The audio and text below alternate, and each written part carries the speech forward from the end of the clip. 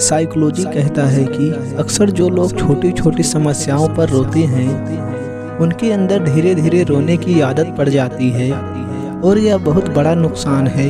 ऐसे लोग जिंदगी के अंदर आने वाले छोटी छोटी समस्याओं पर ही रोने लगते हैं। इस वजह से हमारा तो यही कहना है कि किसी भी समस्या पर आंसू बहाने से अच्छा है आप उसका डटकर मुकाबला करें। साइकोलॉजी कहता है कि कभी कभी रोने वाला इंसान तो कभी खुश रह सकता है, लेकिन जो 1-2 दिन या सप्ताह के अंदर एक बार रो लेता है उसको इस प्रकार रोने की आदत हो जाती है और वह ज़्यादा टेंशन करता है जिससे अधिक दुखी रहता है। साइकोलॉजी कहता है कि एक सीमा तक रोना तो सही है, लेकिन अधिक रोने से भी आंखों को नुकसान पहुंचता है।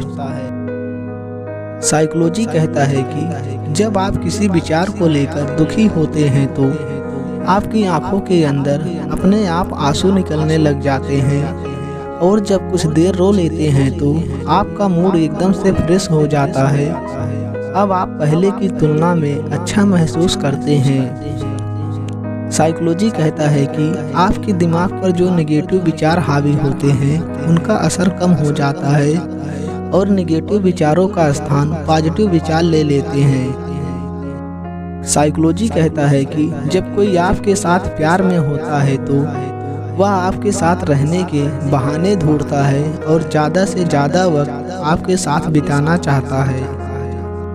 अगर आपको कभी रोना आता है तो खुलकर रो लेना चाहिए, उससे दिमाग शांत होता है और पॉजिटिव तरीके से सोचना शुरू कर देते हैं।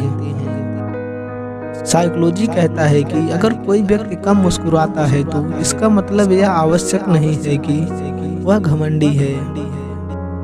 साइकोलॉजी कहता है कि जो आपके दर्द में आपके साथ रोने लगे तो 0% चांसेस हो जाता है कि वह आपको छोड़कर नहीं जाएगा, पर शर्त यह है कि वास्तव में रो रहा है या सिर्फ दिखावा कर रहा है। याद रखना, उस दिन वो इंसान आपको फिर से पाने के लिए तड़प जाएगा जिस दिन उसे ये पता चलेगा कि आप उसके बगैर भी बहुत कम खुश रहते हो। आपकी खुशी देखकर उसी दिन से आपसे बात करने के लिए तड़पने लगेगा।